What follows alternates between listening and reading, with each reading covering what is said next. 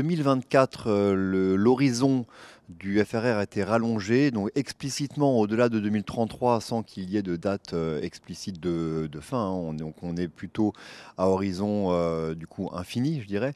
Et ça nous a permis deux choses en 2024.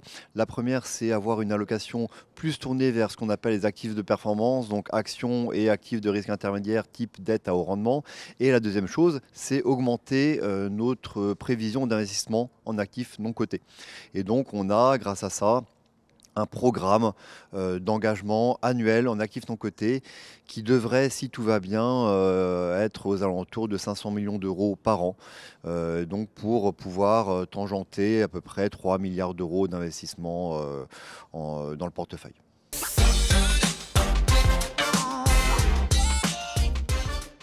Quand on décide du portefeuille du FRR, on commence toujours par l'allocation d'actifs. Et donc l'allocation d'actifs, c'est une allocation basée sur des facteurs de risque, donc plutôt à la base sur des actifs cotés.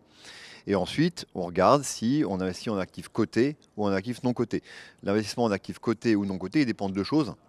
La première, c'est est-ce qu'il y a une prime d'illiquidité sur les actifs non cotés.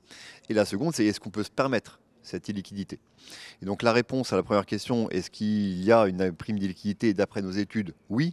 C'est-à-dire qu'on a un portefeuille d'actifs non cotés depuis quelques temps déjà. On a fait des études de PME, de public market équivalente, depuis donc quelques années. Et la réponse, c'est que oui, sur long terme, il existe bien une prime d'illiquidité. Donc ça veut dire que tant qu'on peut investir en actifs non cotés, est-ce qu'on peut se permettre cette prime, cette illiquidité? Oui, il faut investir à fond en actifs non cotés. Et donc, avec l'illiquidité que nous, on peut se permettre, hein, d'après notre allocation d'actifs, on investit au maximum en actifs non cotés. Pour nous, ça devrait, si encore une fois tout va bien, vouloir dire qu'on aurait à peu près 20% d'actifs non cotés dans l'allocation, si tout va bien à long terme.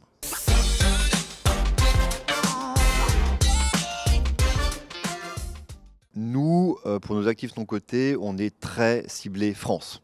C'est-à-dire que donc ça vient en remplacement d'actifs cotés sur la zone euro ou même sur la France, donc pour arbitrer les actifs cotés et non cotés. Et puis, il y a eu un côté clairement de soutien à l'économie française, hein, qui nous est demandé aussi et qu'on endosse très volontiers.